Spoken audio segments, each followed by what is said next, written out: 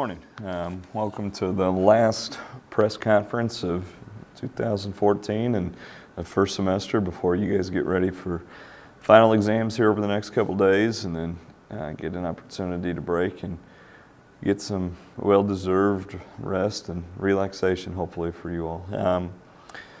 Last week was a busy week for us. The past really 10, 12 days have been very busy, but especially last week we played in and hosted our own tournament, which, you know, this is now the third year that we've done it, and some of you have been around it for all three, and Ann's crew and everybody over here I know has, but I thought it was another really good year for us. You know, I'm speaking, you know, more specifically to just the guys portion of the tournament, but then I know that there were some really good competitive games on the girls' side too. I saw some of the girls' teams play. You look through the rankings, there's some really good high-level teams that were here for the girls' side, and obviously ours was another, you know, highly contested field. There was a lot of good second-round matchups, and you know, that really usually tells you that it's a pretty good tournament is when the second-round games are really competitive, because it means you got depth in a tournament. But Tuesday we were able to get our first win of the season against St. Joe Central.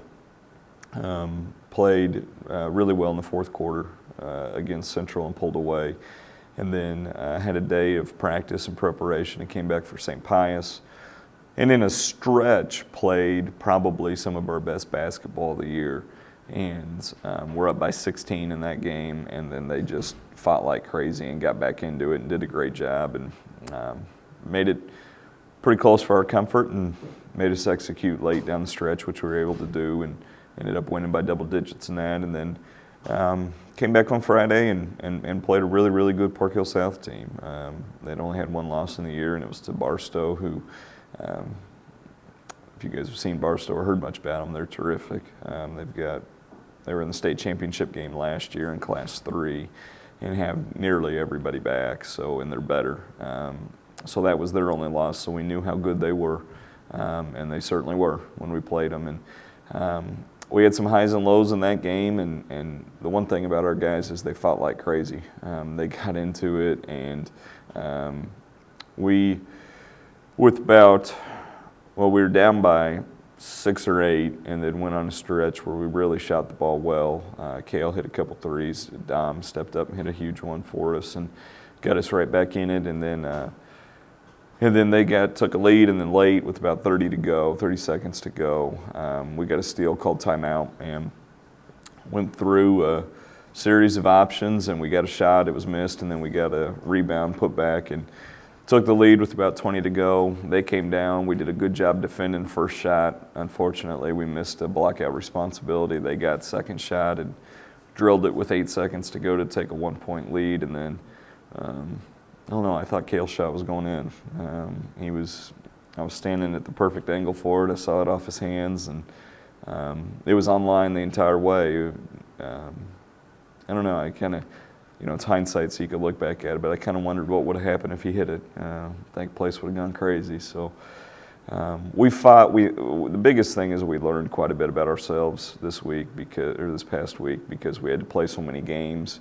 You know, we got some guys back from injuries in some limited minutes and played some really good competition. So hopefully in the long run we're better for it, and time will certainly tell that. But with that, open it up to you all for some questions. Lexi? What do you think the team will learn from being in this tournament? Well, going forward, you know, time will tell what we learn. But I think the one thing that we can learn is that we get a chance to be competitive. We get a chance to, you know, hopefully win some games. When you practice and you go through practice all the time, you aren't quite sure, you know, what it's going to look like. You aren't quite sure about how good you are. Now that we've faced a lot of different styles of play, a lot of variations of play, now we kind of see, okay, yeah, we can hang with these guys. We can hang with a team that does this or a team that does that.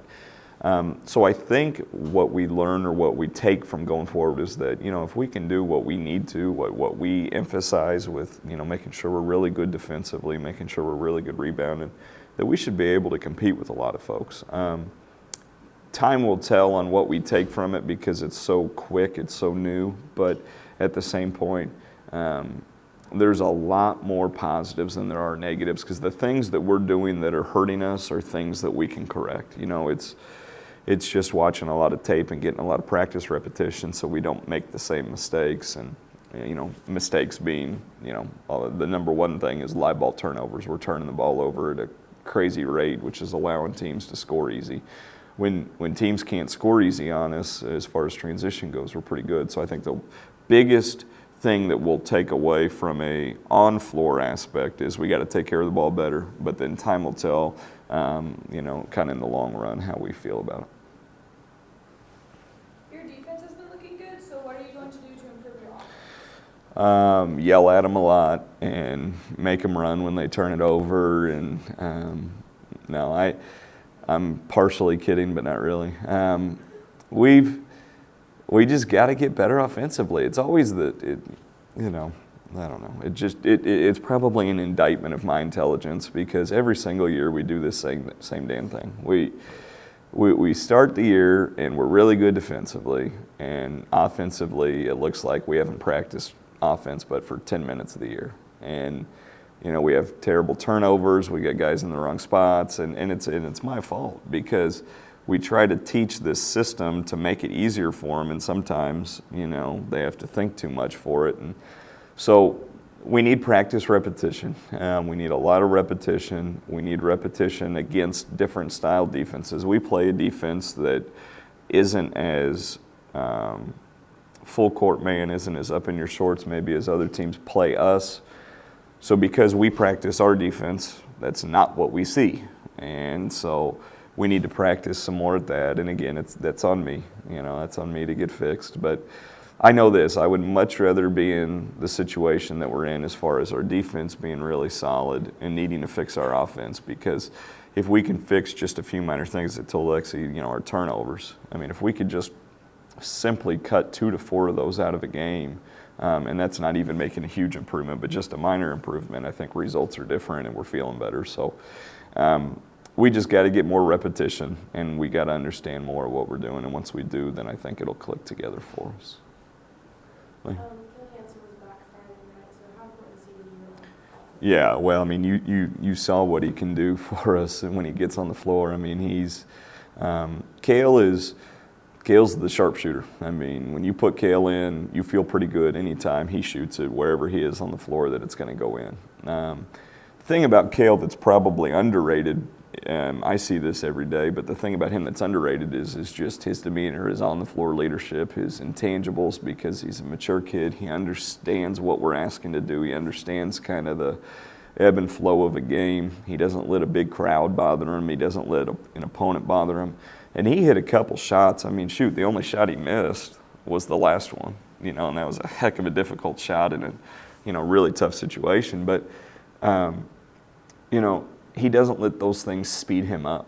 And he hit some tough shots on Friday night where a hand's in his face or guys are rotating and he just calmly steps into it and drills it. And when you're able to hit shots like that, spreads out the defense, makes them a little bit, you know, more uneasy about how they're guarding you. But Kale provided just a huge lift for us. And as we get him back into shape, as we get some of these other guys back into shape, then hopefully they can get more minutes. And then you know, you keep those guys on the floor a little bit better, hopefully a little bit longer. You know, hopefully then the cohesion on offense will stick, because I think that's also part of our struggle offensively. Is I think I've put out there like 13 or 14 different lineups, you know, and that's hard for guys to get used to. Michael Hughes has been out for a few games due to an injury. How important is he to your offense? Well, very. He's on a tight minutes restriction right now, because we got to make sure that for his long-term health, that he doesn't re-injure anything. But then also just so he's playing at an optimal level. I could probably play him more minutes, but he might not be as effective. And then at that point, I don't know if he's helping or hurting the team. But I know this, through his limited minutes, you know, a game's 32. A game is 32 minutes. And he's played 3 games now for a totality of about 32, 33 minutes. Well, if you equate his numbers out, it's like 21 points, 26 rebounds, and 6 blocks. Now, that's not what he's averaging per game. But my point being, you know, when he's on the floor, and then if you took those 32 minutes and said, well, what if you played him 32 minutes and those were the numbers he gets? You know, I mean, those are pretty incredible numbers. Now, he's doing it in short spurts right now, so we need him to do it once he gets healthy over, you know, longer periods of time. But his impact on the floor is in points and rebounds, but then it's also just on his presence on the floor, especially defensively. He can alter all kinds of shots. He rebounds almost everything that goes up. But offensively, you don't have to run a lot of plays to get him a lot of points. And you know, the good players are really good at that. Kale, when he came in, you know, we hardly ran any plays for the threes he hit. And Mike's that way too, where you can just kind of let offense work, and as it works, the ball finds him and he's able to put it in. But yeah, he's a huge, huge piece for us. In the short intervals he's in now, he's helped, and so hopefully we can stretch those out over the next couple weeks and click a little bit better. What's been your biggest obstacle going to the tournament? Going into our tournament? Yeah. Probably, oh, you're asking for one. Probably our turnovers. We've had so many situations where, so when we set up our defense in the half court, we're really good.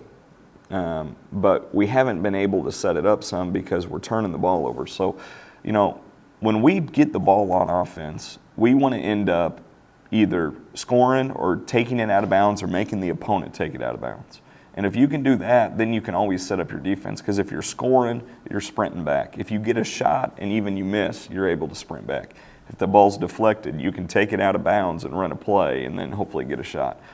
Or you make them take it out of bounds after you've scored. Or maybe it's a deflection and it's a dead ball turnover. But what's happening is we're playing offense and the ball gets deflected, or we commit a turnover, and then what that turns into is it turns into an opponent fast break.